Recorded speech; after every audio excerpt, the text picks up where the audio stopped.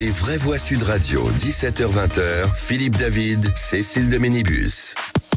C'est une joie de vous accueillir tous les soirs à la maison de 17h à 19h. Vous pouvez rester plus tard, bien entendu. On vous engage en tout cas à vous inscrire sur notre compte Twitter, sur Facebook, sur Instagram, sur TikTok, cette plateforme d'opinion et de débat, et bien entendu de vous abonner à notre chaîne YouTube si toutefois ça n'était pas fait. Et vous, mon cher Philippe David, d'abord, comment ça va ? Eh ben écoutez, j'ai un petit coup de blues. Mais qu'est-ce qu'il y a ? Tu me dis que la dernière de la saison avec Françoise Degois, ça en arrive à me donner un coup de blues. Et je me pose des questions sur ma santé mentale. Mais vous la reverrez en 2024. Moi aussi, ce grand Olibrius. Il me manquerait s'il n'était pas... ce grand Olibrius. Bah dis donc, quelle imitation de dingue. On n'avait pas dit qu'on vous mettrait au Théâtre des Deux Ânes, là, tous les deux, non ? Écoutez, vous voulez faut qu'on écrive. Vous voulez faire la mise en scène, oui, cher absolument. Puis on aura dans le rôle d'Emmanuel Macron, Sébastien Ménard. Merci. Il a le béret, parce que chaque fois que Macron va dans les Pyrénées, il met son béret. Forcément. Exactement. Voilà. Ça fait un peu abbé Pistre. Tu es trop jeune. Tu te rappelles ? Ça commence bien. Ça commence fort. Non mais moi, il a raison de mettre son béret. Mon Dieu, mon Dieu. Un champ pyrénéen, j'ai ma ceinture et mon béret. Il y a que ces deux-là. Je vous rappelle. On peut chanter le refuge. Je sais dans la montagne. Je vous rappelle quand même qu'on est proche de Noël et que la bienveillance est de mise, et je vois que pas du tout ici. Et c'est plutôt pas mal, on aime ça. C'est logique, il y a que des ravis de la crèche. En tout cas, bienvenue à tous. 0826 300 300, ce numéro qu'on vous incite à faire. Allez, au sommaire de cette émission, le grand débat du jour, c'est à 17h30. La fronde des départements de gauche contre la loi immigration votée avant-hier. 32 d'entre eux annoncent qu'ils n'appliqueront pas certaines mesures. Ils refusent le délai de 2 ans et demi à 5 ans imposé aux étrangers extra-européens pour toucher l'allocation personnalisée d'autonomie. Position condamnée par le ministre de l'économie. La loi s'impose à tous. Je cite bien entendu Bruno Le Maire. Philippe. Alors parlons vrai. Est-ce qu'une loi votée par le Parlement d'un pays démocratique, on peut passer outre en disant écoutez, moi cette loi elle me plaît pas, je ne l'applique pas. Certains maires avaient dit qu'ils allaient le faire, notamment au moment du vote du mariage pour tous. Ou est-ce que vous pensez que c'est un comportement antidémocratique ? Est-ce que vous faites confiance au Conseil constitutionnel pour trancher, ou aux préfets qui pourront mettre la pression ? Le refus d'appliquer la loi immigration par des élus de gauche, ça vous paraît scandaleux pour 87% d'entre vous, normal pour 9% et sans opinion pour 4%. Je me sentais bien seul encore. Et on va en parler avec Hassan Lakehoul, secrétaire général de la Mouvement de la jeunesse communiste de France. Mouvement de la jeunesse communiste, effectivement. Et puis le coup de projecteur des vraies voix, 18h30. Emmanuel Macron qui dénonce une chasse à l'homme contre Gérard Depardieu. Ces propos tenus par le président hier soir provoquent un concert de réaction indigné chez les féministes et dans les rangs de la gauche. Le chef de l'État désavoue la ministre de la Culture qui voulait mettre en cause la Légion d'honneur de l'acteur Gérard Depardieu, accusé de viol et critiqué pour ses propos orduriers tenus en Corée du Nord et récemment divulgués dans un documentaire. Philippe. Alors, est-ce qu'on n'est pas déjà allé un peu loin en demandant à ce qu'on lui retire la Légion d'honneur ? C'était la semaine dernière dans la bouche de Rima Abdul-Malak, la ministre de la Culture. Est-ce que la présomption d'innocence s'est passée par pertes et profits ? Est-ce que tout le monde qui tombe sur Depardieu en même temps, ça ne fait pas un peu beaucoup ? Macron a-t-il raison de parler de chasse à l'homme au sujet de Depardieu ? Eh bien, pour le moment, vous dites oui à 66%. Et avec nous pour en parler, maître Aurore Boyard, avocate experte dans les violences faites aux femmes. On vous souhaite la bienvenue, c'est les vraies voix jusqu'à 19h. On sera deux aussi. Les vraies voix Sud Radio. Et Philippe Bilger qui est avec nous, président de l'Institut de la Parole. Bonsoir Philippe. Bonsoir Cécile. Nos sujets vous plaisent, mon cher Philippe ? Ah mais ils sont passionnants. Ils n'ont pas été choisis par Philippe David. C'est pas le taux de la Banque de France. Non, la BCE. Non, et puis, Il est d'un désagréable. Non, les outils, j'ai fait amende honorable. Je sais déjà qui je vais avantager ou qui c'est qui l'a dit. Merci. J'ai fait amende honorable pour les outils. Je vais vous faire une haut kiff, ça va vous faire tout drôle. Attends, mais vous savez pas, Philippe, parce que là, Françoise Degois. Moi aussi, mesdames et messieurs. Moi aussi, il va me buter parce que ça peut valoir. Il y a le taux directeur de la Banque de France, mais il y a aussi la réforme des règles de l'UEFA. Alors ça a été un très grand moment. Oui. Pendant 15 minutes, on s'est noyé, Bilger et moi. On devrait revenir sur ces grands sujets, hein, c'est fou. Et, mais c'est bête, on n'a pas le temps. Il a tout de même l'art de l'universel. Oui. C'est un homme. Et notre, en même temps, Sébastien Ménard, entrepreneur de la foodtech. Bonsoir à toutes et à tous. Ça va, Sébastien Ménard? Oui, le jeudi, ça va toujours beaucoup mieux que le reste de la semaine. Oui. Parfait. C'est sympa. Très heureux de vous avoir. Ah bah oui, c'est gentil. Et vous, au 0826 300 300, et c'est Béranger qui nous appelle de Dordogne. Bonsoir Béranger. Bonsoir Béranger. Bonsoir Cécile, bonsoir Philippe, bonsoir à tous. Salut, On parle de Béranger. quoi avec vous dans un instant? C'est un petit coup de gueule, ça va pas être très original parce que je pense que vous allez traiter le sujet plus tard, mais c'est un coup de gueule contre l'opération com de Macron hier soir à l'heure de l'apéro. Voilà. J'aime bien à l'heure de l'apéro. À l'heure de l'apéro, c'est une belle référence. Ne dérangez pas l'apéro. Restez avec nous, Béranger, et vous laissez des messages sur notre répondeur 0826 300 300. On vous écoute. Oui, bonjour, c'est Sandrine de Castel-Sarrazin. Alors, je vous souhaite une bonne fête de fin d'année à toute l'équipe des Vraies Voix. Et un best-of de c'est qui l'a dit nous ferait passer un bon moment de fou rire avec nos huîtres. Petite touche personnelle avec un humour ou que ça plaise ou que ça plaise pas. J'espère que les féministes complexées s'offriront une selle de cheval afin que l'année 2024 soit moins pesante pour nous les féministes décomplexées. Bonne fête de fin d'année, au revoir. Il n'y a qu'une femme qui peut dire ça. Oui. Beaucoup de recul, beaucoup d'humour. Oui, s'il vous plaît. Ah non, mais c'est une très bonne idée. Le qui c'est qui l'a dit. En résumé, c'est Faire ça. un best-of, ça va être compliqué. Hein. Il faudrait mettre uniquement les tricheries. Non mais les friands de Sébastien Ménard. Excusez-moi, le problème du qui c'est qui l'a dit, vous savez le problème? C'est que c'est déjà un best-of. C'est ça mon problème. Ah oui, c'est ça qui est compliqué. C'est que chaque jour un best-of. Béranger est avec nous de Dordogne. Et Béranger, votre apéritif a été un peu dérangeant, d'après ce que j'ai compris, face à la télévision. France Télévisions. Exactement, oui. Puisqu'à l'heure de l'apéritif, trêve de plaisanterie, on a vu une énième fois notre cher président en opération com, sauvetage, ramage, dans le bon sens à contresens. Et comme à son habitude, Macron affaiblit son camp, il renforce les deux autres en fait. Donc ça c'est assez admirable quand même. Donc la gauche peut le remercier, le Front National peut le remercier également, le Rassemblement National. Et je me demande si les macronistes, eux, n'ont pas un côté un peu, masochiste de travailler pour un tel patron. Parce que quand on voit les différentes positions à l'intérieur de la Macronie, la position du ministre de l'Intérieur Darmanin et le service après-vente opéré par le président hier, c'est vraiment des gens qui naviguent à vue, ils savent pas ce qu'ils font, ils savent pas où ils vont, ils font du en même temps en permanence, ça ressemble à rien et c'est vraiment pénible de devoir suivre et c'est comme ça dans tous les domaines, que ce soit l'international, sur le conflit au Moyen-Orient, etc. C'est comme ça dans tous les domaines et c'est épuisant pour les électeurs et surtout pour les électeurs qui vont perdre aux prochaines élections parce que c'est sûr qu'il n'y a pas un macroniste qui passera à la présidence en 2027, c'est impossible. C'est vrai, bien sûr. C'est un point de vue très, très respectable, mais il faudrait du temps pour répondre. Tout de même, il y a une globalité qui me gêne dans la critique, mais c'est très fin tout de même. Oui, Françoise. bien sûr. Je pense que sur le caractère épuisant, en réalité, Emmanuel Macron, il a compris qu'il faut pratiquer les injonctions paradoxales. C'est-à-dire que c'est le type qui fait voter sa voix par le Rassemblement National et qui vous dit « mais moi, j'ai rien fait et de toute façon, j'ai même pas écrit cette loi ». Donc, quand vous regardez, c'est là où il est... C'est très drôle parce que maintenant, moi, je m'énerve plus, je le regarde comme un personnage de bande dessinée. Je l'ai regardé hier, c'était extrêmement drôle de voir, il ose tout, en fait. Oui, ce texte, c'est une défaite et de la droite et du Rassemblement National. Le type ose tout, en réalité. Et donc, comme dirait ma grand-mère, il a un culot de commissaire, il faut le regarder, ne plus passer, si vous voulez, il faut dépasser le stade de l'énervement, le regarder comme quelqu'un de drôlatique, qui nous amène dans le mur et on sera très heureux qu'il s'en aille en 2027. En temps, on est dans le mur. Allez-y, c'est la vérité, elle est jamais très à droite, elle est jamais très à gauche, la vérité elle est toujours au milieu et l'exercice d'équilibriste du président de la République, il est parfait. Voilà, il a enfin fait voter une loi utile au pays et une loi qui était sur un sujet qui est plébiscité par les Françaises et les Français et qui préoccupe les Françaises et les Français.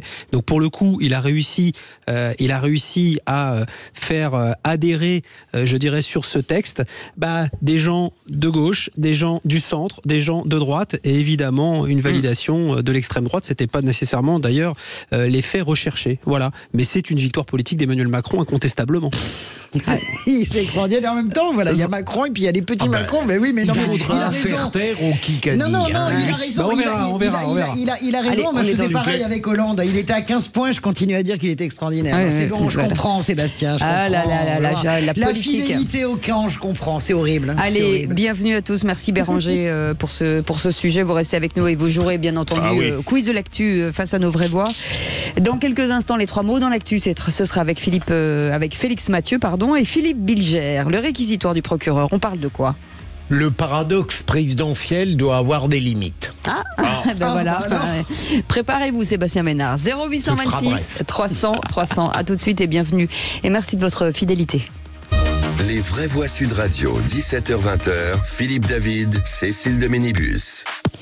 Bienvenue dans Les Vraies Voix. Avec nous, Philippe Bilger, président de l'Institut de la Parole, Françoise Degaut, éditorialiste sur Sud Radio, et Sébastien Ménard, entrepreneur dans la foodtech. Et vous, au 0826 300 300, avec Philippe David, on est ensemble jusqu'à 19h. Dans 3 minutes, les 3 mots dans l'actu avec Félix Mathieu. Bonsoir Félix. Bonsoir Cécile, bonsoir tout le monde. De quoi parle-t-on ? De cette fusillade au bilan dramatique dans la capitale tchèque. Au moins 10 morts à Prague après cette fusillade cet après-midi. On va parler aussi de cette grève des salariés français du côté d'Eurotunnel. Il n'y a plus de train sous la Manche. Et puis le retour d'un sujet tous les ans en décembre. Vous savez, les crèches de Noël. Est-ce que c'est bien laïque ? Le débat est reparti dans les Bouches-du-Rhône. En 3 mots, ça fait fusillade, tunnel et crèche. Merci Félix. Tout de suite, le réquisitoire du procureur.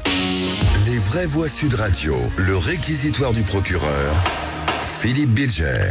Et vous voulez requérir, un peu comme Béranger, sur le paradoxe présidentiel hier sur France 5. Pour vous, ce n'est pas une défaite de RN et c'est tout sauf une plaisanterie de garçon de bain. Une expression qui a fait Flores.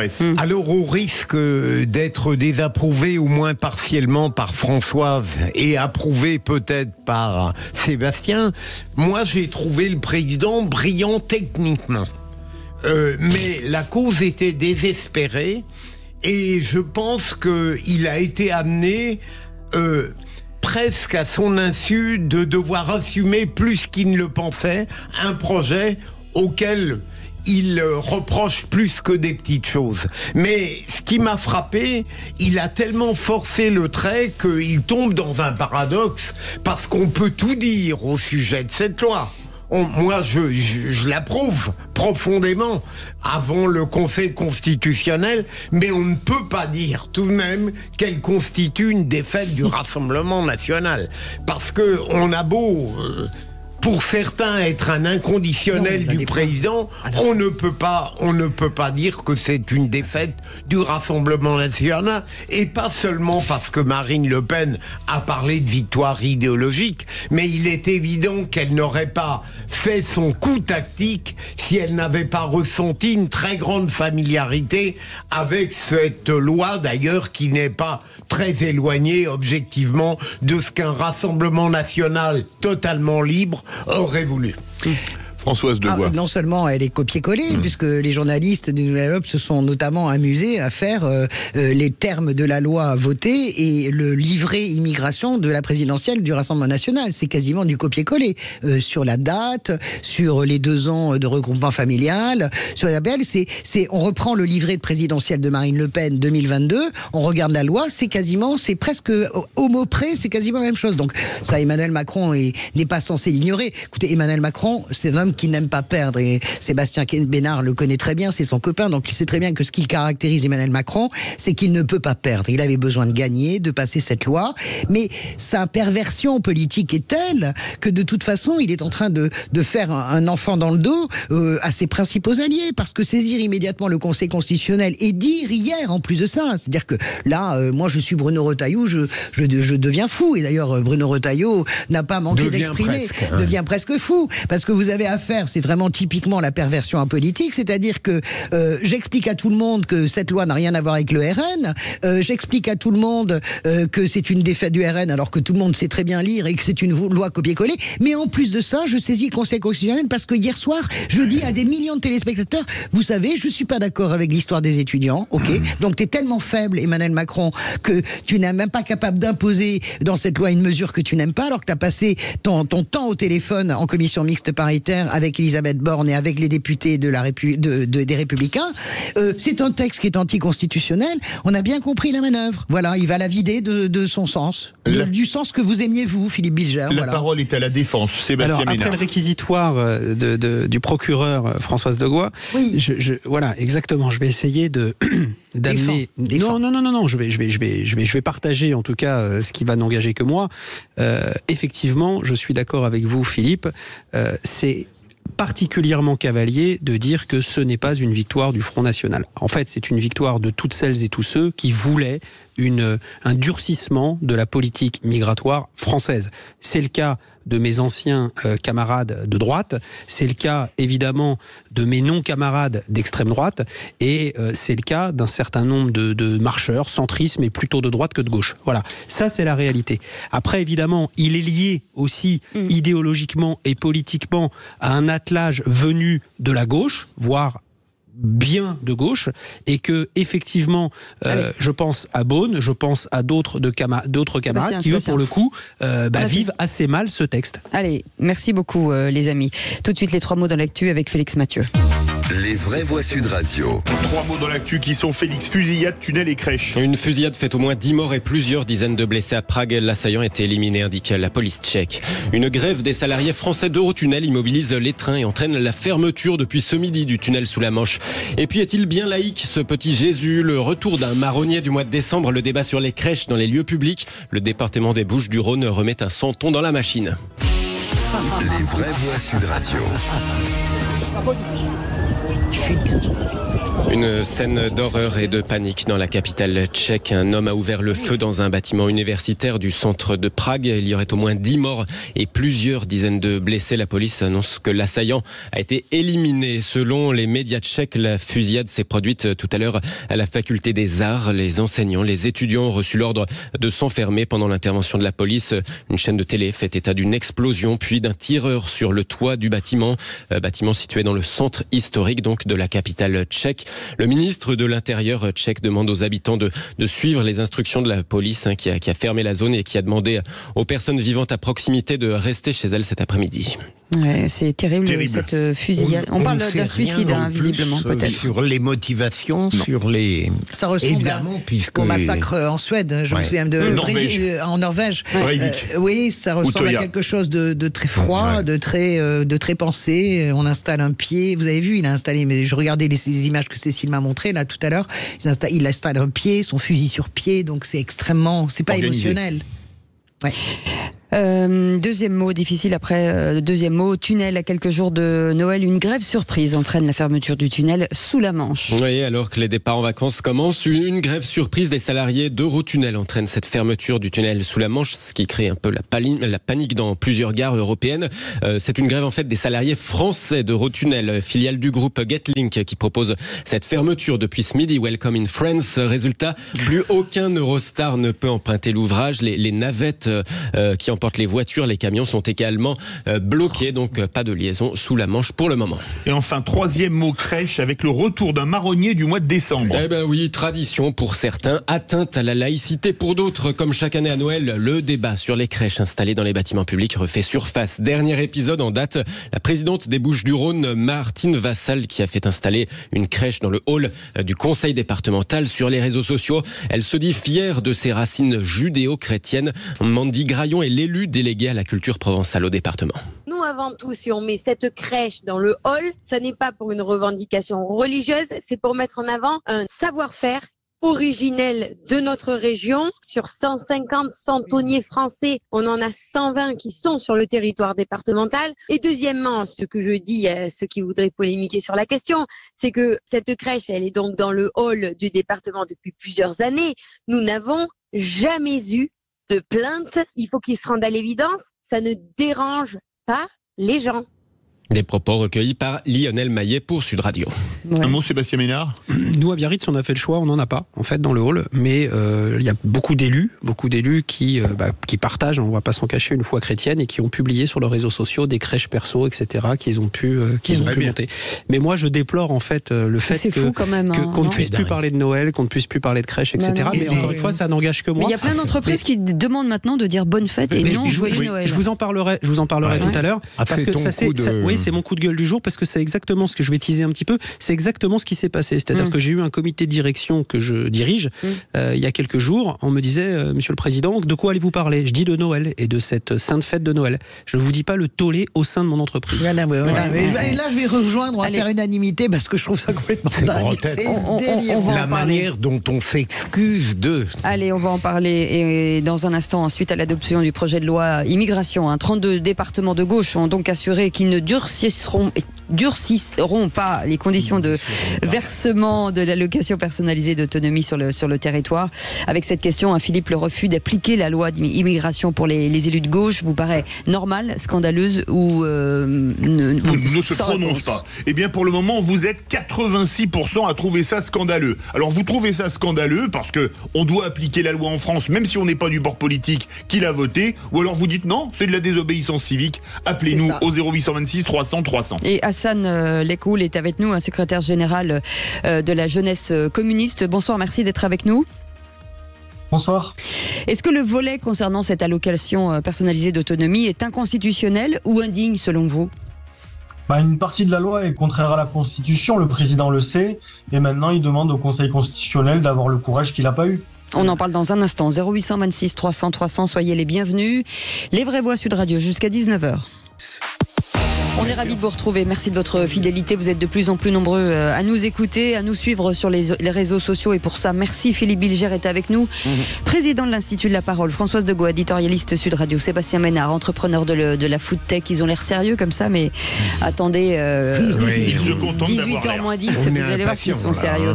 Ça va, Philippe David ? Ça va bien. Vous savez, vous avez dit qui c'est qui l'a dit. Là, on sait que la pression va monter. La pression va monter. Déjà, on commence déjà à réviser. C'est ça. Voilà. En attendant, un petit peu de sérieux avec le grand débat du jour. Les vraies voix Sud Radio, le grand débat du jour.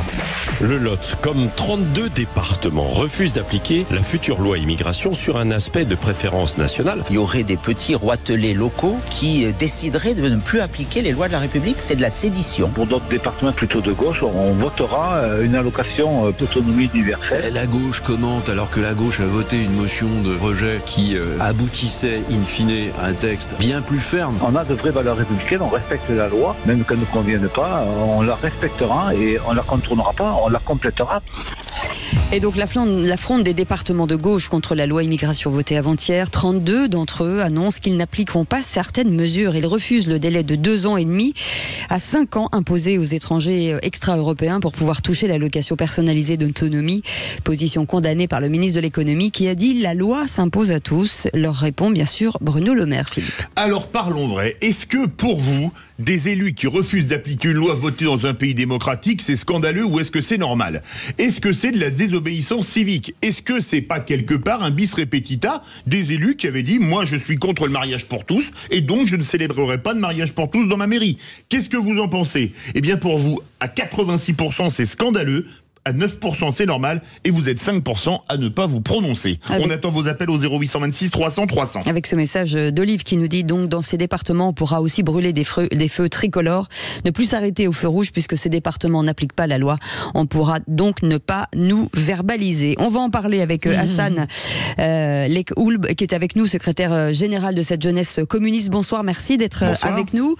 Philippe Bilger, de quel camp êtes-vous ?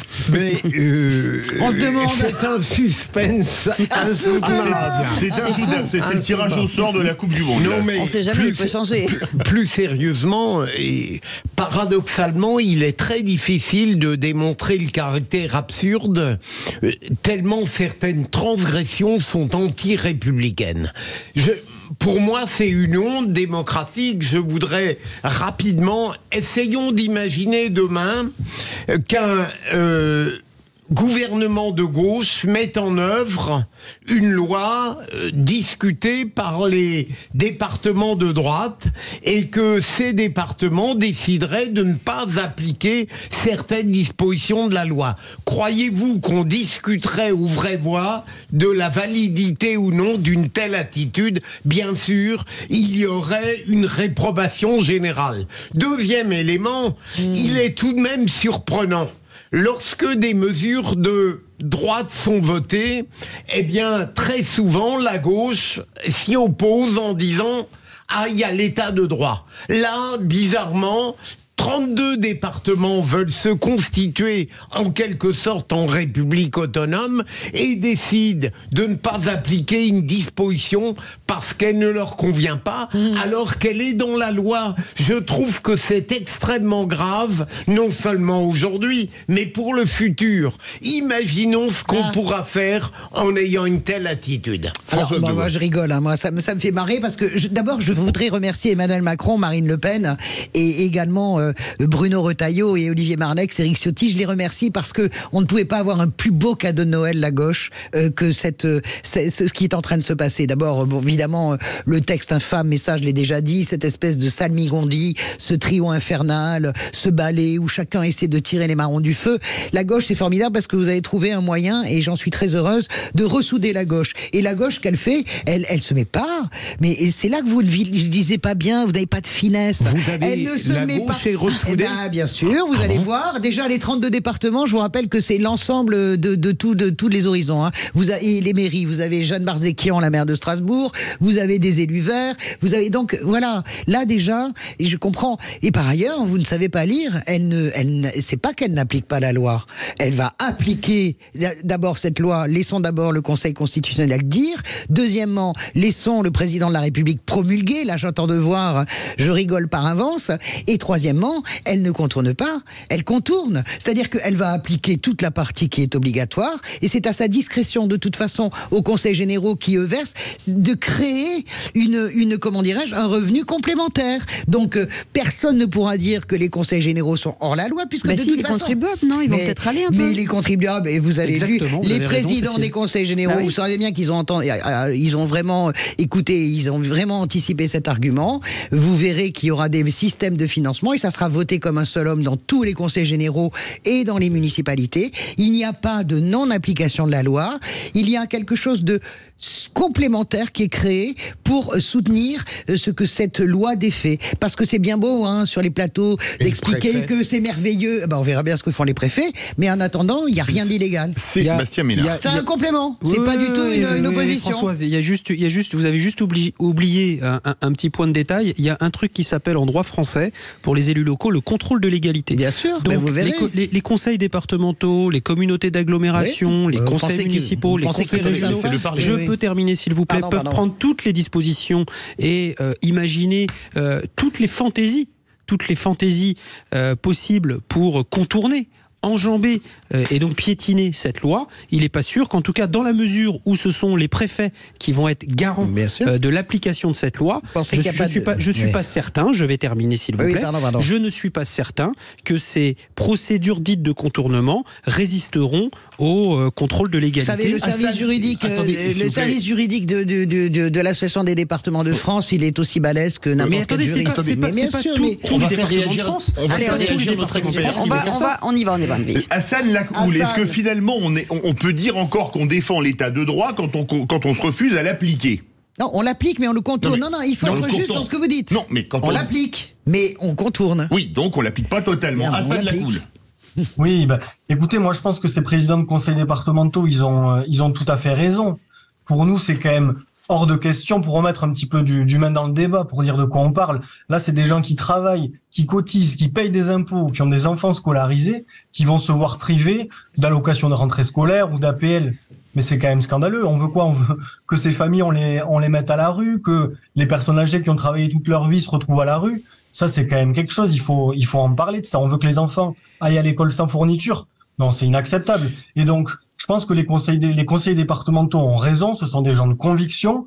Et pour moi, il faut qu'ils aillent au bout de leur démarche. Là, ils lancent un appel au Conseil constitutionnel. Après, on est dans un état de droit. il lance un appel au Conseil constitutionnel et le Conseil constitutionnel prendra sa décision. Mais la réalité, c'est que cette loi va créer des pauvres, créer de l'illégalité.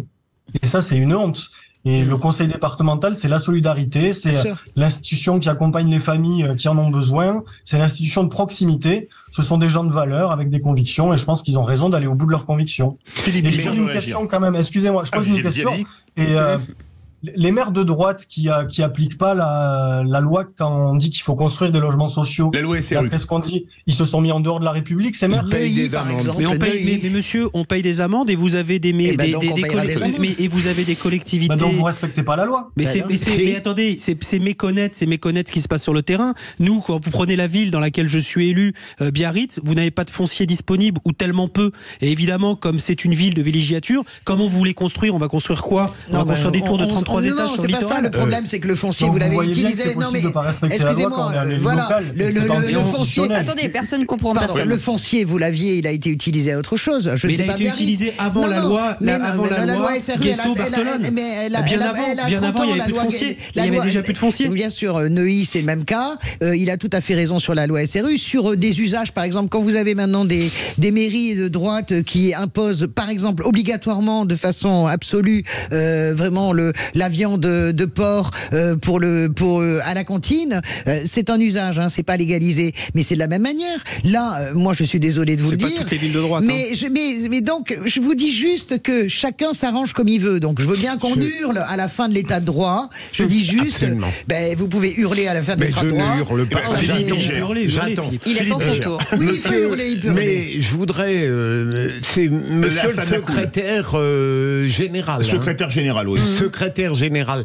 J'ai bien conscience d'avoir utilisé dans mon propos un premier argument élémentaire, basique. Mais que penseriez-vous tout de même d'un gouvernement de gauche qui mettrait en œuvre demain des mesures que la droite n'aimerait pas et qu'elle chercherait à contester de la manière dont certains départements contestent celles que vous dénoncez? Est-ce que vous ne trouveriez pas ça injuste et choquant? Là, c'est des présidents de conseil départemental qui, en attendant la décision du Conseil d'État, annoncent qu'ils prendront le Conseil constitutionnel, qui annonce qu'ils prendront des dispositions. On peut quand même les laisser. C'est des gens avec des valeurs. Vous savez. Moi, chez moi, ma conseillère départementale à Tournefeuille, elle s'appelle Monique Croquette, Martine Croquette, elle est au Parti communiste. Évidemment qu'elle a des convictions. Et donc, on va pas reprocher à des élus sur leurs convictions de ne pas les respecter. Mais moi, je voudrais qu'on sorte du débat émotionnel. Votre question, ça pose, c'est que vous n'aimez pas. Là, on n'est pas dans un problème d'aimer ou de pas aimer. Mais non, on est dans un problème, écoutez, je vous le dis, éminemment constitutionnel, de la préférence nationale. Cette loi ne peut pas passer sous les fourches codines du Conseil constitutionnel.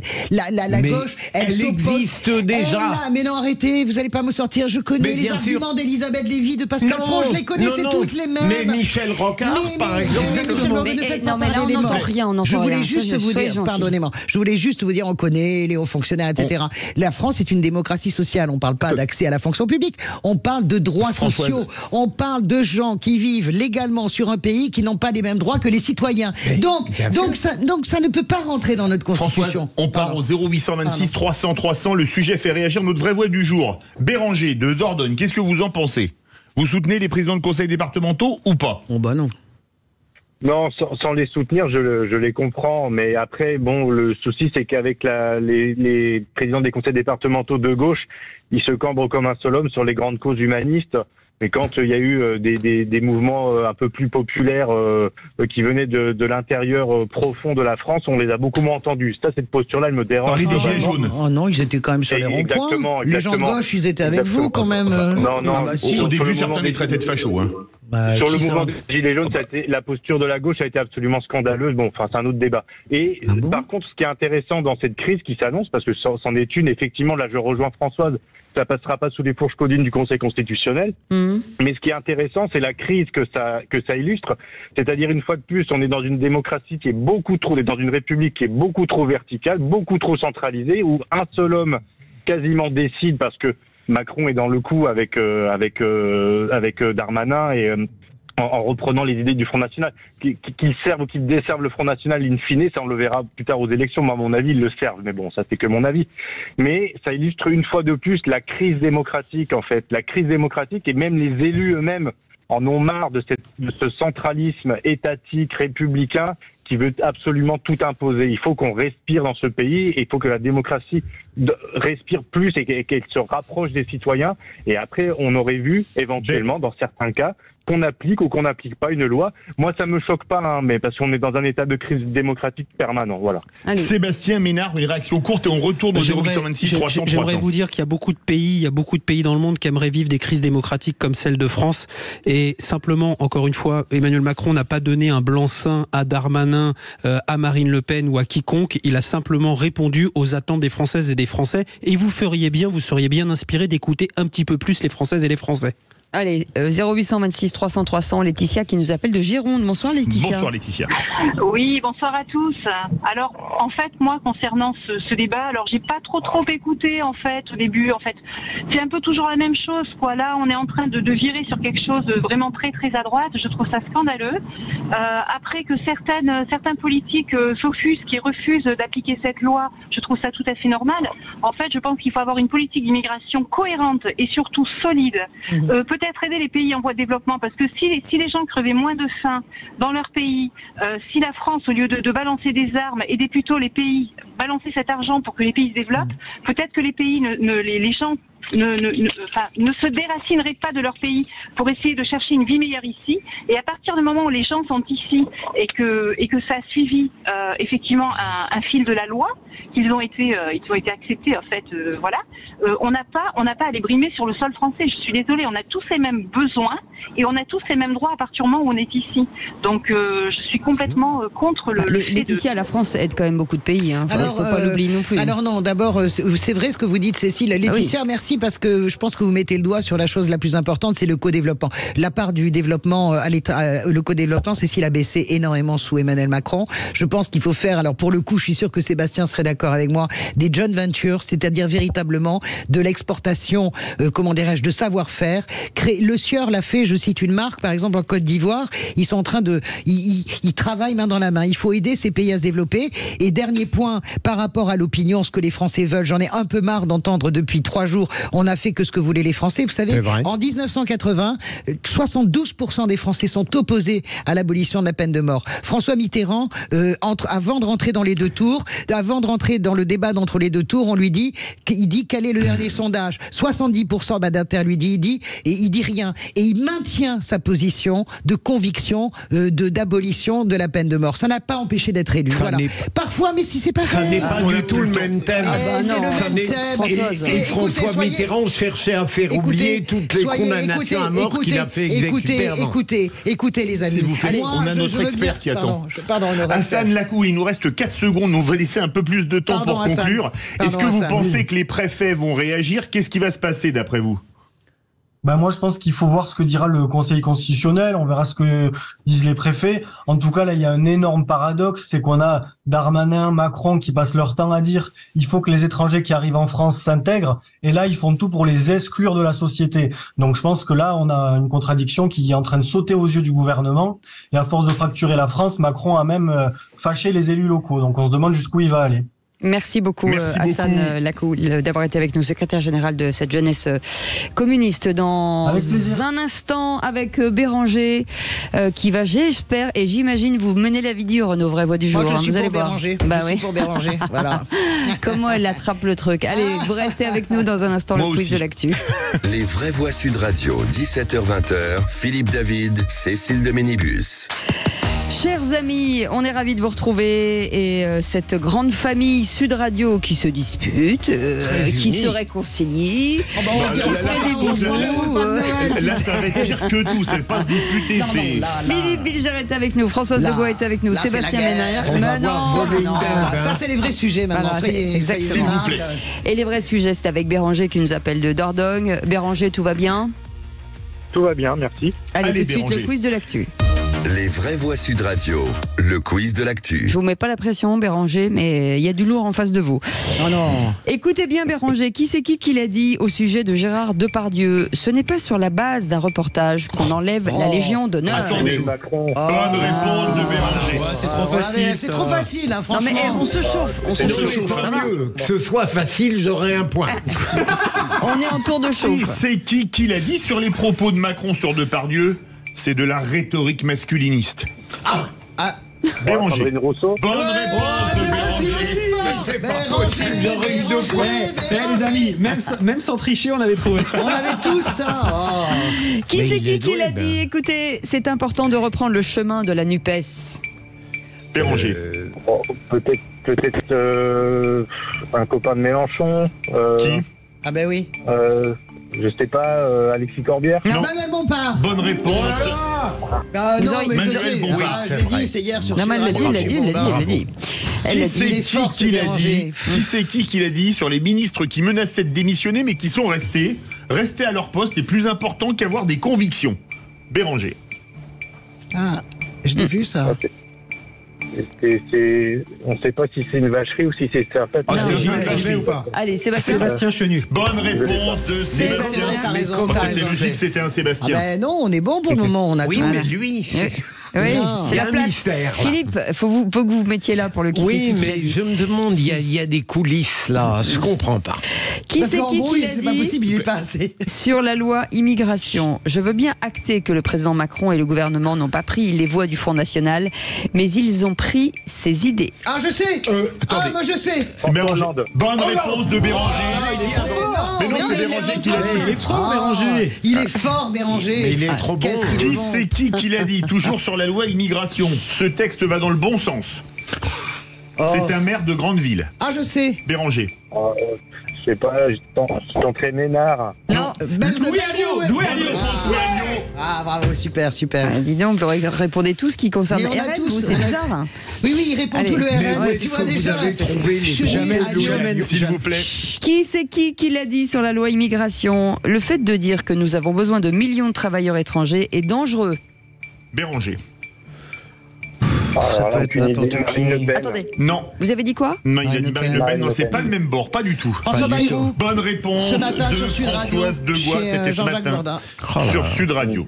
Eh oui, moi je suis centre et gauche. Ménard, Qui- c'est que l'extrême droite. Qui c'est qui l'a dit sur l'interview présidentielle d'hier? Le président est tombé bien bas, il est dans l'invective permanence. Je pense qu'il perd pied, il est en train de couler. C'est Françoise Degois qui a dit ça. Non, mais ça peut être moi, oui, c'est vrai. Béranger, c'est un député Ouais. Pourriez du RN. Non, là, je sais. RN, c'est pas Tanguy, pardon. Non, c'est ça se finit comment, pareil. Jacobelli. Bonne réponse de Françoise Degois, Jacobelli. Laurent Jacobelli. Laurent Ah, mais Jacobelli. très Elle va gagner là, Françoise. Qui Non, c'est qui il t'en reste une encore. tu peux Attention, gagner. qui c'est qui l'a dit sur les élites qu'ils ne veulent pas appliquer la loi immigration? C'est anti-républicain. S'ils ne sont pas d'accord, je les invite à démissionner. Béranger. Elle a un franc-parler. À elle, à mince, j'allais dire à il. Non. On peut y aller ou pas? Rachida Dati. Non. Non, Ah on a non, dit en même temps. Un point chacun. Ah bah si, on l'a dit en même Si, temps. c'était en cœur. Ouais. Mais elle va gagner. Alors, Qui allez. c'est qui l'a Mais dit? non, tu peux faire égalité encore. Allez, Ah, on non, n'a non, plus le c'est temps. fini, c'est fini. Eh ben, ah non, c'est Françoise Degois qui a gagné. Et j'ai pas de Est-ce que je peux point. avoir une- Zéro. Et voilà, je Il suis est Fanny. arrivé Il est Fanny, Philippe Ligère. en ayant battu Mais je Sébastien m'en Ménard. fous. Je recommence ma course victorieuse vers le podium. La gauche les est de amis. retour. Vous emballez pas, Françoise. Allez, Béranger, merci beaucoup Merci, d'avoir Béranger. joué avec nous. Les amis, nous allons, en plus de ce qui c'est qui l'a dit, vous offrir du bonheur puisque c'est le grand sapin de Noël de Sud Radio. Et c'est pour vous peut-être l'occasion de gagner une très belle surprise. Alors, ou un week-end pour 2 personnes dans un des lieux d'exception en France avec Vacances Blues. Votre enceinte connectée Amazon Echo Dot, offerte par Sud Radio et la Confédération des buralistes, ou encore, bien entendu, des centaines et des milliards de cadeaux qui sont à votre disposition. Non, pas du tout. Vous exagérez pas du tout, des Est-ce milliards. que c'est mon genre? Comme quoi. Chiffre. C'est simple, les amis. 0826 300 300, grâce à ce numéro magique de la Noël, avec un chiffre entre 1 et 25. Eh ben, je Françoise. vais donner le 3. 3e appel au standard. Attention, c'est peut-être vous. On croise les doigts, on espère. Allez, à tout de suite. On vous souhaite la bienvenue à 18h07. C'est le moment de faire peut-être de dire toute la vérité, Philippe David. Bah oui, il faut. Les vraies voix, c'est bien. Non, les vraies voix, c'est que nous avons énormément de chance de travailler dans cette émission, d'avoir l'équipe que nous avons, d'avoir moi un co-animateur comme vous, Philippe David, d'avoir les meilleures voix les vraies voix du monde. De très loin. Et que non, mais je plaisante pas là, je vous le dis sincèrement. Non, mais il faut quand même dire les choses telles qu'elles sont. Vous savez pourquoi elle est dans cet état. J'étais prêt à dire du bien de moi. Vous savez pourquoi elle est dans cet état, parce que comme toutes les grandes gueules, évidemment, quand on lui fait un cadeau collectif en lui disant parce qu'on t'aime et on t'a offert quelque chose, comme toutes les grandes gueules qui, vous savez, elle est perchée sur ses talons. Eh bien, elle a un cœur tendre. Elle a un cœur tendre. Mais oui, elle est émue. Elle est émue parce qu'elle est sensible et parce qu'elle est géniale. Mais oui, mais parce que vous ne pouvez pas laisser croire, Françoise, que c'est uniquement à cause d'un cadeau généreux qu'elle pensait dire des choses aussi. Vous emballez pas non plus. Aussi, juste sur les vraies voix. Non, mais surtout sur vous, c'est ça, parce que vous attendiez ça en priorité. J'aurais préféré être salut. Clairement, Félix. En tout cas, c'est un plaisir, de vous avoir. À l'hôpital. Allez, tout de suite, le top clic. Les vraies voix Sud Radio, c'est le top clic. Et Félix Mathieu est de retour avec nous, avec qui c'est un plaisir aussi de travailler. Après la mise en examen de Patrick Poivre d'Arvor, ses détracteurs ressortent une archive de son journal télévisé. PPDA accusé par au moins une quarantaine de femmes de viol, d'agression ou harcèlement sexuel. Il fait l'objet d'une première mise en examen, donc information judiciaire ouverte après une plainte de l'autrice Florence Porcel. Première mise en examen pour l'ancien présentateur vedette du journal télévisé de TF1, aujourd'hui âgé de 76 ans. Plusieurs femmes qui l'accusent ont dans la foulée salué la décision des juges d'instruction. Parmi les nombreuses réactions sur les réseaux sociaux, Éric Verne a aussi écrit « Allez, on se remet cette masterclass de Béatrice Dalle pour fêter la mise en examen de PPDA ». Et il partage une vidéo du journaliste avec l'actrice, une image d'un JT qui date des années 90. On vous découvre un peu kleptomane, c'est un rôle que vous connaissez dans la vie. Qu'est-ce qui a inspiré le premier? C'était l'idée de départ ou c'est pendant que vous tourniez que tout d'un coup vous avez eu Non, c'est des choses qu'on s'est parlé avec Claude Lelouch. Il s'adapte à la personnalité des gens pour qu'on se sente bien dans le rôle, pour qu'on se sente bien dans... Qu'est-ce que vous voulez me faire dire là, au lieu d'essayer de tourner autour du pot? Dites franchement ce que vous regrettez d'avoir violé de Mike Tyson. Non, pas du tout, c'était très agréable. D'avoir volé ses bijoux. Et vous, est-ce que vous regrettez certaines lettres que vous m'avez envoyées, que jamais je vous en aurais parlé si vous m'aviez pas posé cette question, alors qu'on vous avait demandé avant de vous taire? Donc vous n'avez pas de parole. Je n'aime pas me taire, et d'abord vous ne l'avez pas demandé. Oui, mais on l'avait demandé avant. Séquence évidemment gênante, très partagée en ligne par les détracteurs de Patrick Poivre d'Arvor, et beaucoup de féministes en tout cas saluent cette mise en examen, à l'image d'Élodie Jonot qui écrit sur Twitter soutien total à Florence Porcel et ses sœurs de plainte qui n'ont eu de cesse de dénoncer seules contre tous le système de prédation de PPDA, ses agressions, ses harcèlements, ses viols. Cette mise en examen est un pas de plus, écrit-elle, vers une justice qui se fait tant attendre. Autre sujet, Philippe. Et moi, autre sujet, cette info de dernière minute. Après le vote de la loi immigration, la ministre de l'Enseignement supérieur, Sylvie Retailleau, a présenté sa démission qui a été refusée. Oui, information confirmée tout à l'heure par l'agence France Presse, confirmée par l'entourage de Sylvie Retailleau. Démission refusée par l'Élysée-Matignon. Alors, dans un cas comme ça, on se demande, comme à l'époque, un peu de la démission de Gérard Collomb. Vous vous souvenez, est-ce qu'on peut vraiment séquestrer dans son ministère quelqu'un qui voudrait vraiment quitter le gouvernement en refusant sa démission? Évidemment pas. D'où cette précision du journaliste du Parisien aujourd'hui en France, Nicolas Béraud. La ministre de l'Enseignement supérieur, Sylvie Retailleau, a présenté sa démission qui a été refusée. Emmanuel Macron et Elisabeth Borne l'ont donc vraisemblablement convaincu de rester à son poste. Bah oui, quand même.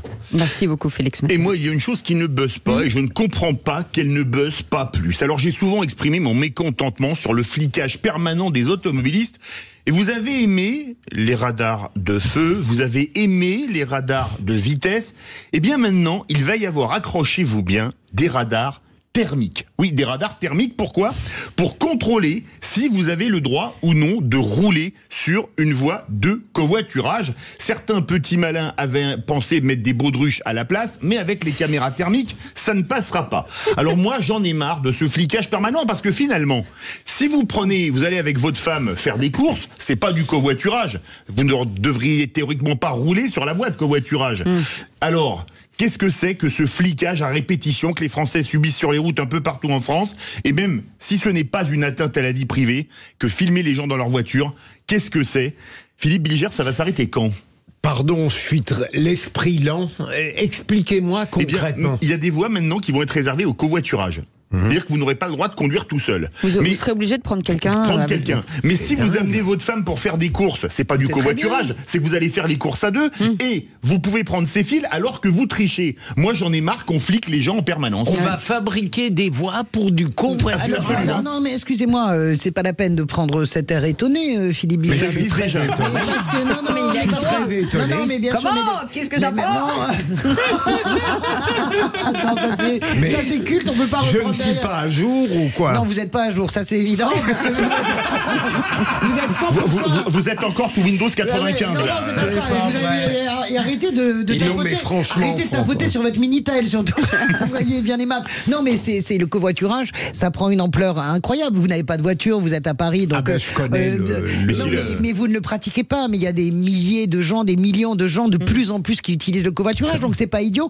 Moi, ça vous gêne? Est-ce que les reconnaissances faciales vous gênent, par exemple, vous? Dans certains cas, ça me gêne, oui. Voilà. Moi, je sais pas, j'arrive pas à me faire une idée, mais moi, ça me je gêne. trouve que c'est pas mal de pas gruger les voies de quoi. Mais si vous roulez à deux, vous allez gruger, évidemment. Même si vous allez faire des courses. C'est un vrai questionnement. Oui. Non, mais pour détendre un petit peu l'atmosphère, malheureusement, avec ce nouveau flicage, mon très cher Philippe David, c'est le marché des poupées gonflables qui va s'effondrer. Eh ben non, alors justement, je n'ai pas osé le dire, mais ils ont testé avec une poupée gonflable sur le siège avant et les caméras thermiques disaient que c'était pas un humain et que donc c'était pas bon. Non mais voilà, c'est ce que je vous dis, donc ça va s'effondrer. C'est intéressant. Non, mais écoute, allez, les amis.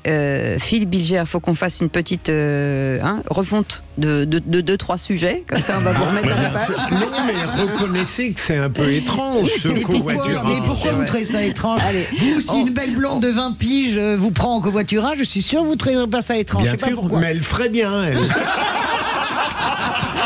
Allez, vous restez avec nous, on revient dans un instant, à tout de suite. Et avec nous, Philippe Bilger, Françoise Degois, Sébastien Ménard et vous au 0826 300 300. Tout de suite, le tour de table de l'actu de nos vraies voix. Viens à table avec nous. Ça fait pas vrai con comme t'es, demande ton avis. Quand on veut conjurer le diable, on l'invite à sa table. Moi je veux du féroce actualité. C'est récente cette table hors des coups. Pardon? Ah non, c'est intelligent. Bon, mon tour maintenant.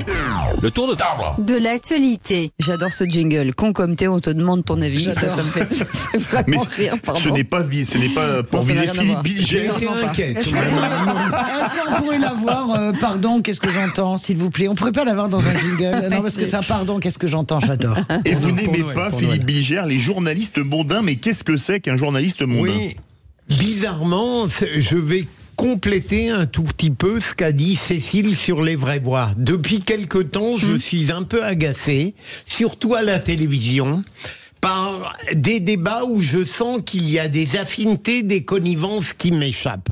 Non seulement sur le plateau, je n'aime pas quand l'animateur montre qu'il a des dilections et des préférences pour tel ou tel dans le cadre du débat et que les autres sont traités correctement, mais qu'on sent qu'ils ont moins le droit à la parole ou que la complicité est moins grande.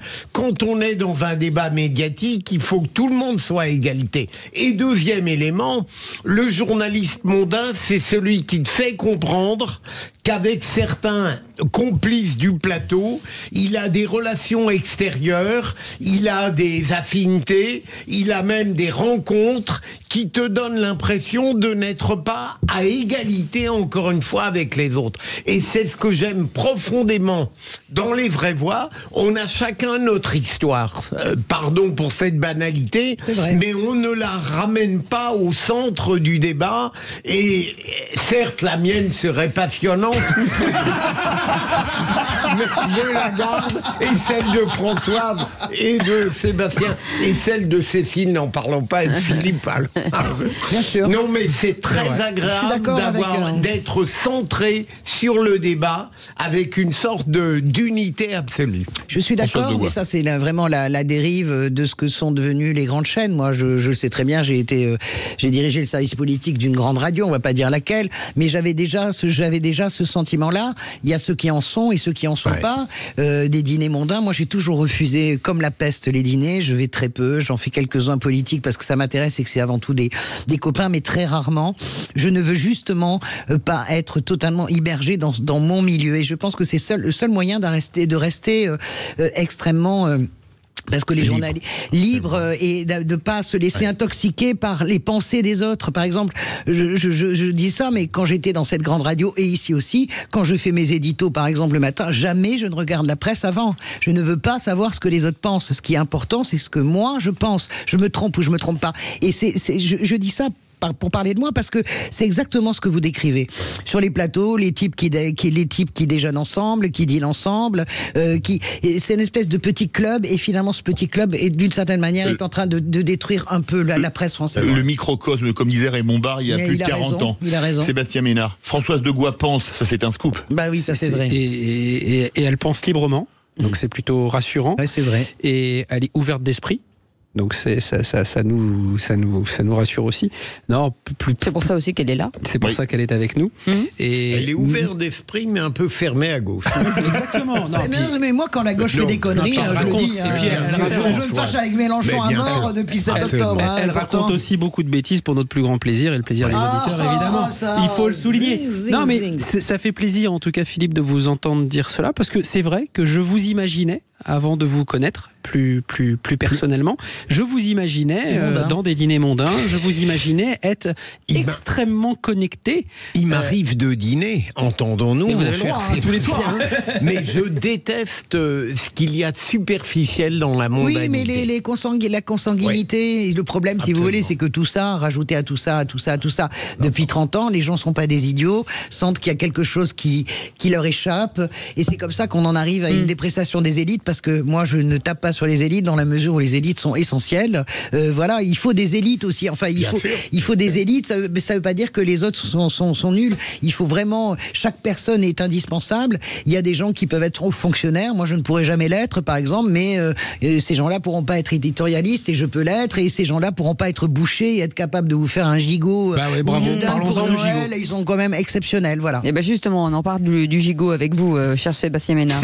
Alors, de la dinde plutôt. Oui. Non, mais j'ai un peu teasé tout à l'heure. Moi, j'étais un petit peu étonné. Et en fait, je me rends compte que les années passent et que je me ringardise aussi, cher Philippe Bilger, moi aussi. Moi aussi. Voilà. Vous avez encore de l'espace. Non, on se ringardise. Non, on va vite, ça va vite. Moi, j'en ai fait une philosophie. et je le partageais pas plus tard que ce matin avec mon associé Sylvain que nous pouvons saluer. On le salue. Je disais, il y a un truc qui m'a étonné. On était cette semaine avec mon comité de direction en train de choisir finalement quel message nous allions faire passer en cette fin d'année. Parce qu'en cette fin d'année, moi j'ai l'habitude de remercier l'ensemble des collaborateurs, de remercier l'ensemble des partenaires et notamment nos partenaires distributeurs. J'en ai à peu près 6 ou 7 000 en France qui sont tous indépendants mais qui sont tous très contents d'avoir un petit mot, une petite vidéo, etc. Et dans les mots, jusqu'alors, ça n'avait jamais posé de problème. Je suis à la tête de cette entreprise depuis 2 ans. Je parlais de Noël et des saintes fêtes de fin d'année.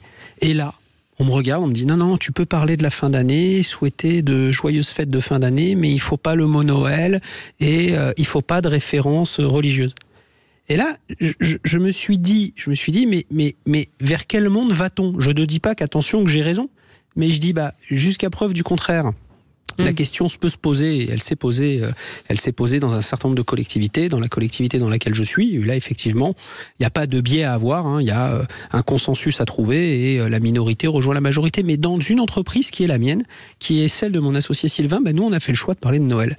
Et on a fait le choix de parler en tout cas, d'encourager celles et ceux qui fêtent Noël à le fêter en famille, et puis de celles et ceux qui ne fêtent pas Noël à se rassembler et à aussi fêter une certaine forme de concorde, une certaine forme de partage, etc., etc. Voilà. Et donc, mon coup de gueule, c'est ça, je trouve ça fort étonnant que la nouvelle génération, qui peut croire par ailleurs, parce qu'il y avait, attention, parmi les collaborateurs qui m'ont quelque part adressé ce message, il y a des gens de toute confession qui croient.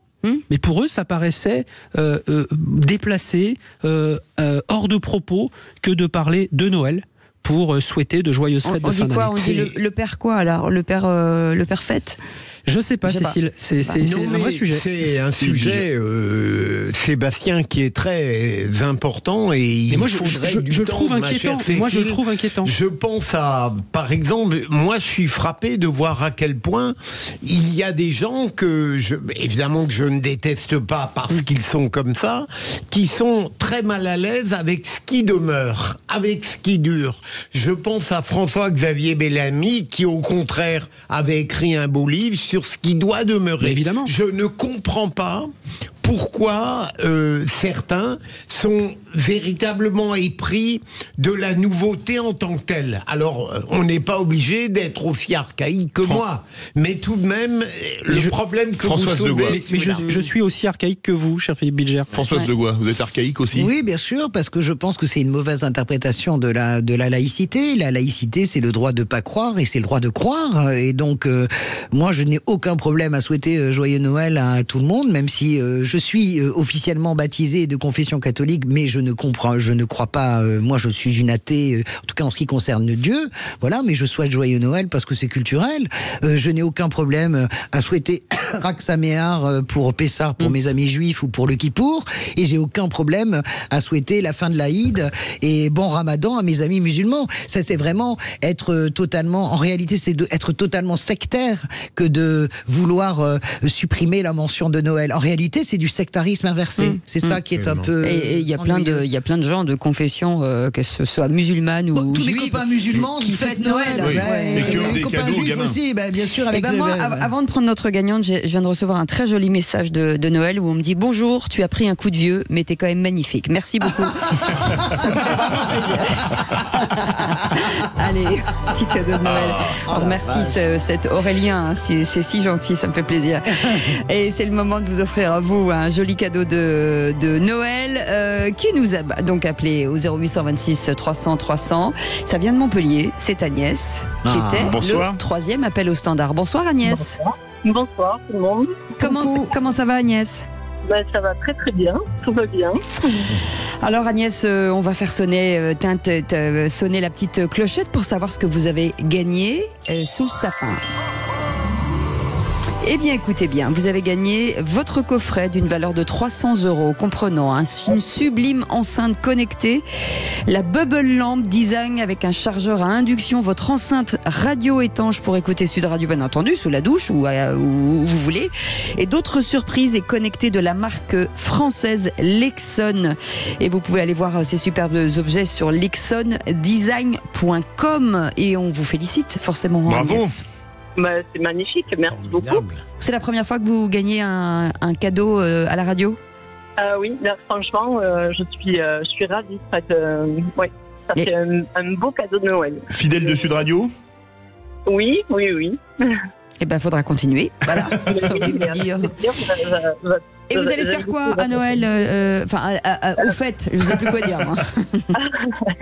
Qu'est-ce qu'on va faire à Noël ? On va faire déjà le réveillon avec Christophe, Valérie, Camille et Guillain. D'accord. Et Roland et moi, Agnès. Et vous nous faites quoi à dîner ? Ah ben là, c'est Valérie qui fait manger. Je sais qu'il y a du magret de canard et puis voilà. Ça commence bien. La brandade de morue. Ça c'est bon, ça. Très très bon. Ce ne sera pas une débandade. Non, ce ne sera pas une débandade. On a Roland qui nous cherche les trusses. Donc, très bien. Qui pense à nous. On vous embrasse très très fort, ma chère Agnès. On vous fait un gros bisou. Merci d'abord de nous écouter et passer de très belles fêtes de fin d'année et un joyeux Noël. Merci à vous. On vous embrasse. On revient dans un instant. À tout de suite. Sud Radio. Parlons vrai. Les vraies voix arrivent avec un sujet qu'ils ont envie de porter forcément, qui fait leur actu à eux. Ça s'appelle le tour de l'actu de nos vraies voix. Et vous, Françoise Degois, le sujet que vous avez choisi aujourd'hui, c'est quoi ? C'est l'Iran, parce que je sais que c'est un sujet qui est porté par tout le monde. Ils ont un peu disparu en réalité des radars de l'actualité.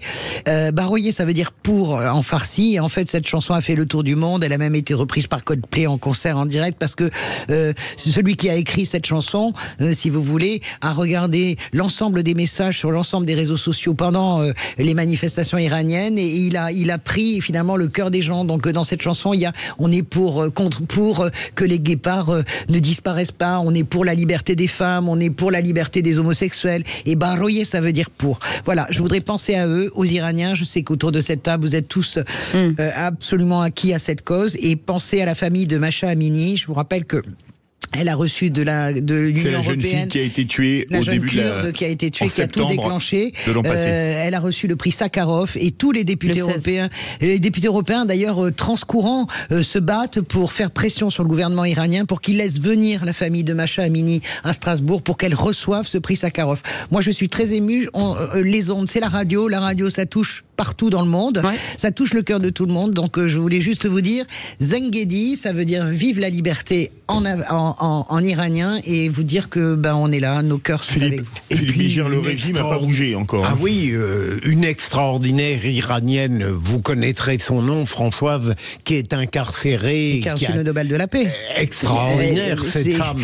Par moments, je me dis que nos petites joutes, même féministes, sont un peu ridicules à côté de ce courage inouï. Moi, ils ont un courage, je sais pas, Sébastien, vous en pensez, c'est inouï en fait. C'est inouï de continuer à sortir, de continuer. Vous savez qu'avant-hier, dans le nord de l'Iran, Sébastien, à nouveau, les gardiens de la Révolution ont tiré à balles réelles sur la foule. Ils continuent. C'est nous qui ne continuons plus, d'une certaine manière. On ne parle plus d'eux. Mais ils continuent. Je peux vous assurer que c'est arrivé le jour de mon anniversaire, donc je m'en souviendrai à vie, forcément. C'est la raison pour laquelle tout à l'heure je m'étais offusqué face ce que j'appelle la pudibonderie inutile, quand on nous dit que c'est la fin de la démocratie en France, etc., etc. Regardons juste ce dont vous parlez, Françoise. Il y a des gens qui souffrent, il y a des gens qui ne peuvent pas penser, il y a des gens qui ne peuvent pas chanter, il y a des gens qui ne peuvent pas tout simplement vivre dans des pays aujourd'hui. 15 mois plus tard, 15 mois après la mort de Mahsa Amini, on disait que le régime était vacillant. Il est encore pas si vacillant que ça. Je ne sais pas s'il est vacillant. En tout cas, il n'est pas tout à fait. Je pense que la communauté internationale ne fait pas son travail de toute façon, parce qu'il y a une peur de l'Iran, parce qu'il faut maintenir des liens avec l'Iran, ou bien qu'on n'ose pas les couper, on n'ose pas trop les secouer, parce que voilà, c'est un acteur très compliqué à manœuvrer dans la région. Moi, ma conviction quand même, c'est que ça ne peut pas ne pas aboutir. C'est ce que je veux dire par là. Ça n'existe pas une telle détermination, une telle continuité, une telle persévérance, sans qu'à un moment donné, ça ne débouche pas. J'en suis absolument persuadé. Ce n'est pas un vœu pieux, c'est que on ne voit pas, mais vous savez, Victor Hugo, il disait les courants sous-marins travaillent et un jour jaillit un volcan. On ne voit pas les courants sous-marins travailler, mais peut-être que va jaillir un jour ce volcan de la liberté, je l'espère. On le souhaite. En tout cas, merci d'avoir salué encore une fois ce courage. Emmanuel Macron a dénoncé hier dans son interview sur France 5 une chasse à l'homme contre l'acteur Gérard Depardieu. Avec cette question, Emmanuel Macron a-t-il raison finalement de parler de cette chasse à l'homme, Philippe ? Alors oui, parlons vrai. Est-ce que Gérard Depardieu mérite qu'on lui retire sa statue au musée Grévin ? Est-ce qu'il mérite qu'on lui retire sa Légion d'honneur ? Est-ce que Macron a raison de parler de chasse à l'homme au sujet de Depardieu ? Eh bien, pour le moment, vous dites oui à 71% sur Twitter. Vous voulez réagir, Zacharias attend vos appels au 0826 300 300. Et maître Aurore Boyard est avec nous, avocate experte des violences faites aux femmes. Bonsoir, merci d'être avec nous. Bonsoir. Petite question avant de revenir dans quelques instants dans notre débat. Est-ce que finalement la ministre de la Culture n'est pas allée trop vite dans son jugement ? Je le pense. On en parle dans un instant. 0826 300 300. À tout de suite. Sud Radio. Parlons vrai. Sud Radio. Parlons vrai. Parlons vrai. À tout instant, écoutez Sud Radio en voiture, au travail, depuis votre smartphone. Installez l'application Sud Radio depuis le Google Play ou l'App Store. Mais U, peut-on trouver des avocats à prix coûtant à seulement 79 centimes la pièce? Dans les magasins U, oui, il y a des avocats à prix coûtant et à seulement 79 centimes d'euros la pièce. Allez, c'est une urgence. Ça, c'est sûr. Retrouvez chaque semaine 4 fruits et légumes à prix coûtant. Du 21 au 23 décembre dans vos magasins U, les avocats à prix coûtant sont à seulement 79 centimes d'euros la pièce. 79 centimes d'euros. U, commerçant autrement. Calibre 203-243 grammes, variété As, origine Israël, Colombie, Maroc, Chili, selon arrivage en magasin. Voir modalité et magasin participant sur magasin-u.com. Nicolas est quelqu'un de... très dynamique. Il adore quand... ça bouge bien. Il trouve ça... vraiment génial. Sauf pour... les prix des forfaits mobiles. Pour Noël chez Orange, la série spéciale 120 Go 5G réservée aux clients Internet est à 19,99 € par mois. Un prix qui n'est pas prêt de bouger. Orange. Offre sans engagement, conditions en boutique et sur orange.fr. 5G uniquement en zone déployée avec terminal compatible. Couverture sur réseau.orange.fr. Sud Radio Le Puy-en-Velay. 91. Sud Radio. Intersport. Tous pour motiver. Top chrono. Trouvez-moi le meilleur cadeau de dernière minute. Les Nike Court Ultra, stylés et à moins 40%. Et top. Et allez, ça part direct dans la haute.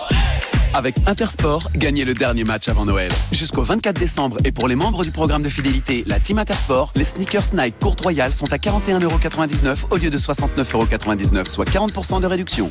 Intersport, le sport, la plus belle des rencontres. Élu meilleur magasin de sport de l'année. Conditions services et magasins participants sur intersport.fr. TMC, l'agence. Nouvelle saison pleine de rebondissements pour nos agents immobiliers.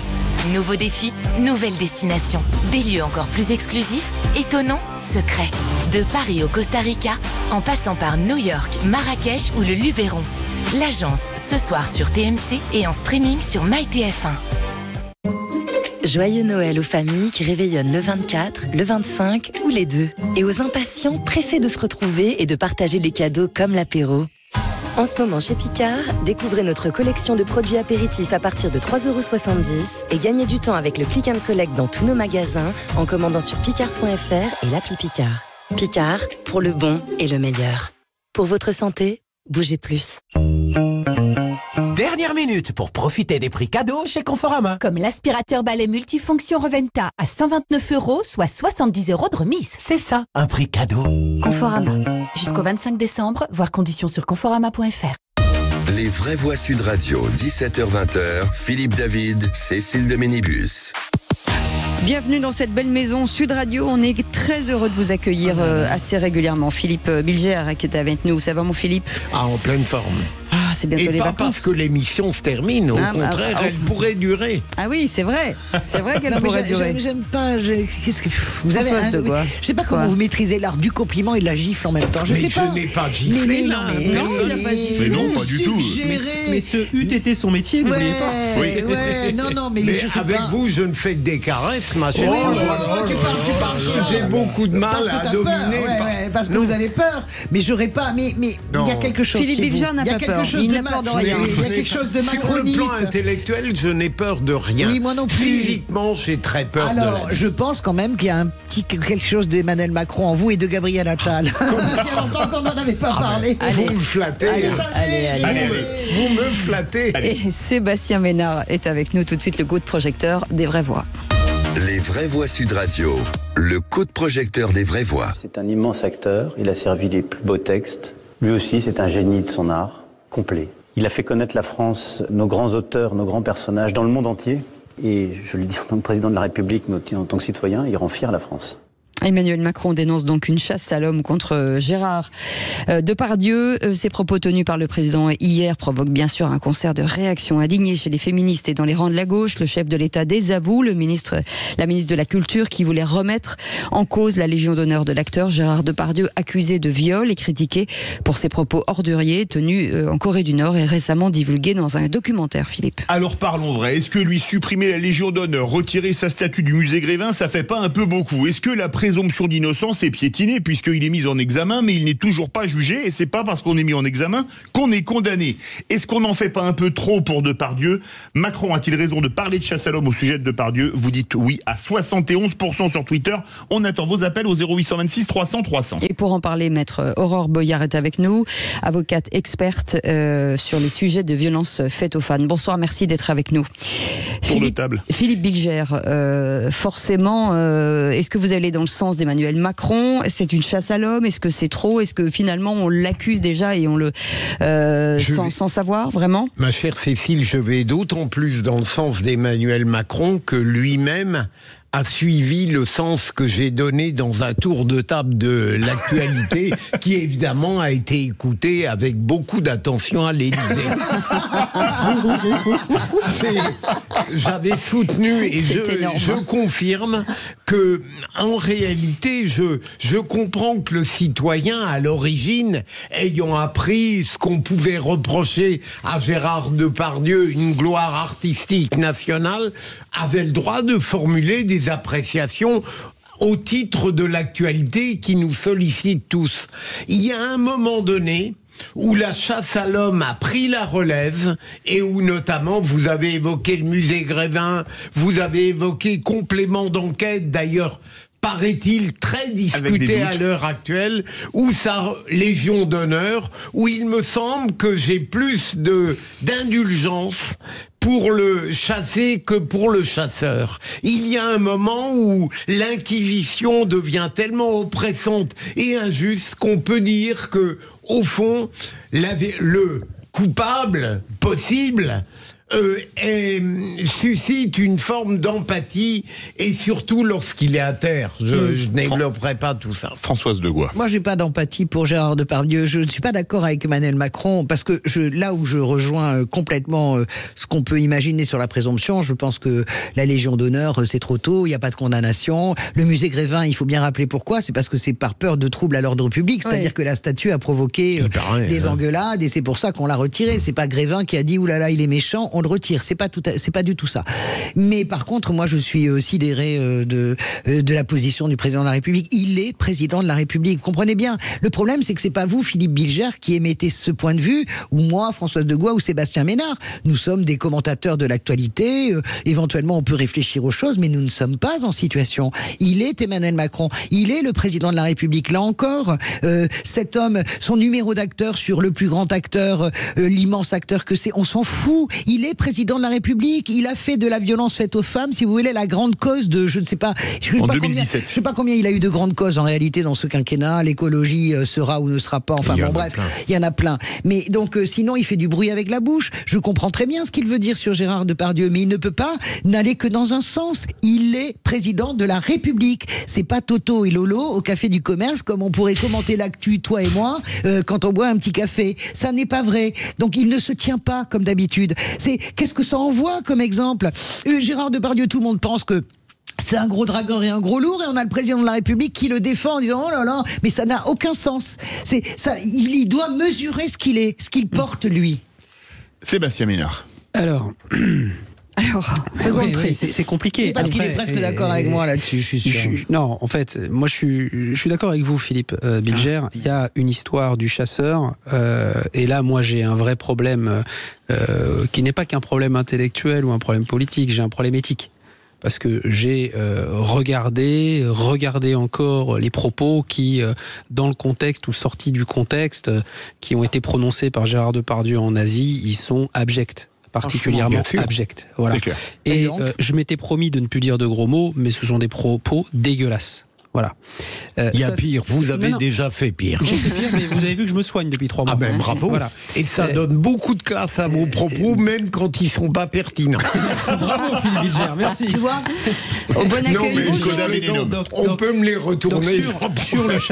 Sur le chasseur, je pense que ce qui manquait effectivement à la sortie présidentielle sur le chassé, donc le chassé, on parle donc effectivement d'une icône de la culture française, un immense acteur qui effectivement a fait rayonner la France dans le monde, qui a fait rayonner le 7e art. Il n'y a absolument aucun sujet là-dessus.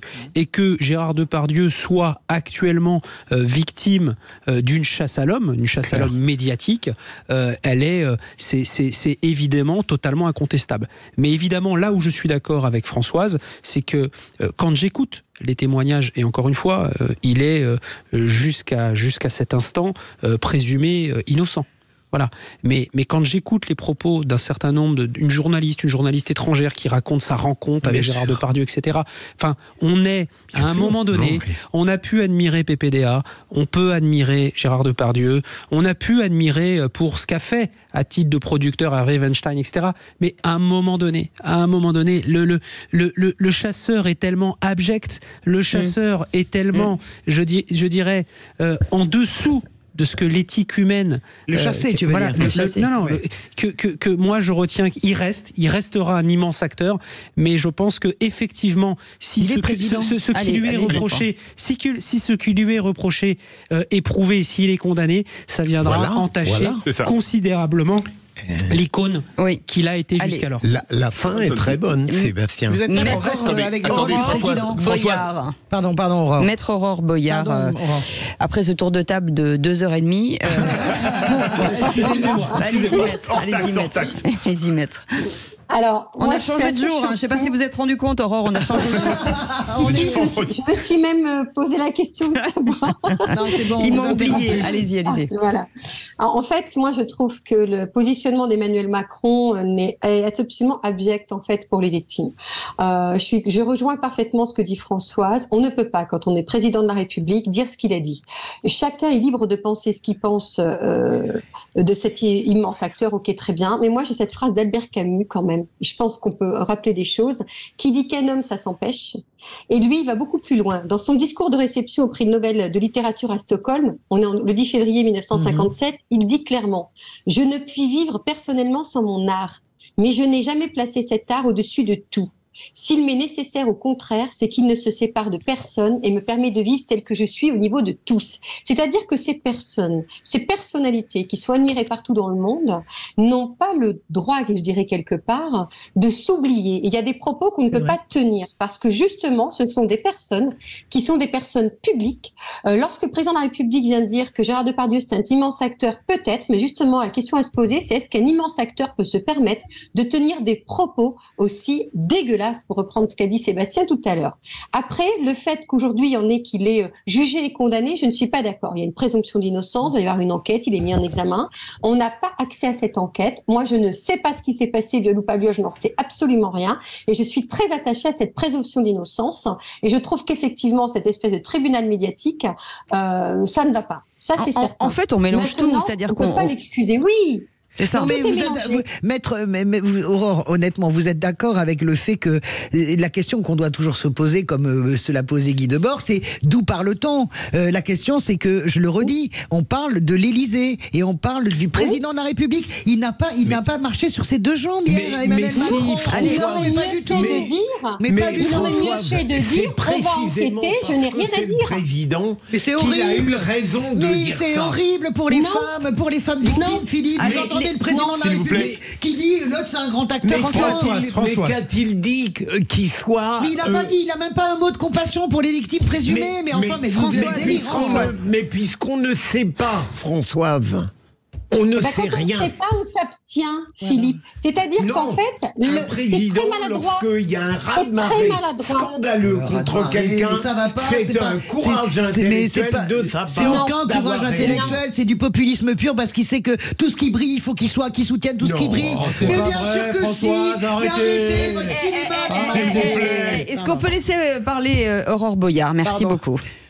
Voilà. Non, Philippe, moi, je suis pas du tout d'accord avec vous. Il aurait mieux fait de rester neutre et il aurait mieux fait de dire, écoutez, je n'ai pas à m'exprimer sur cette affaire. Il y a des tribunaux qui sont saisis, il y a des juges qui sont saisis, puisque manifestement, il a été mis en examen. Et il dira, je me prononcerai peut-être par la suite, mais j'estime que c'est pas son rôle. D'autant que, vous savez, le en même temps, c'est en même temps, je suis censée protéger les victimes et j'ai de l'empathie pour elles, mais en même temps, je rappelle que Gérard Depardieu, qui a quand même eu des propos qui sont plus que grossiers quand même, ça ne peut pas être un exemple. Donc quand on est président de la République, alors qu'on a entendu les propos que tout le monde a entendus, quel que soit le contexte, je veux dire, même si c'est des petites phrases qui ont été mises, qui ont été prises hors contexte, ce sont des propos quand même qu'il a tenus. Quand on est président de la République, on ne peut pas laisser croire qu'on encense quelqu'un qui a dit ces propos. Maintenant, la chasse à l'homme, non. Il faut un peu de mesure. On n'a plus de mesure dans cette société. Sur rien. Et c'est là toute la difficulté. Et chacun va essayer de la ramener sur quelque chose qu'il ne maîtrise pas et qu'il ne connaît pas. Et quand quand on est président de la République, on doit donner une certaine image et on doit être pour tous les Français. Oui. Et dans tous les Français, je suis désolée, il y a des femmes. Et on ne parle pas à une femme comme il l'a fait sur les propos qui ont été tenus. Voilà, c'est tout. Notamment Corinne, merci beaucoup. Merci mille fois, maître Aurore Boyard, avocate experte dans ce sujet important, les violences faites aux femmes. Merci beaucoup. Merci les vraies voix. Ça va trop vite. C'est le dernier jour de la semaine. C'est le dernier jour de la semaine et de l'année pour nous. Ça y est, moi c'est le dernier jour pour moi. Je vous embrasse. Françoise, c'était un vrai plaisir. Merci pour cette demi-saison fantastique. J'étais très heureuse. Sébastien Ménard, merci pour cette demi-saison fantastique. Merci à vous. Et pas vous, Philippe David, vous restez avec moi. Pensez pas que vous êtes parti en vacances. Vous restez avec nous. Dans un instant, on parle automobile et de véhicules électriques. À tout de suite, les amis.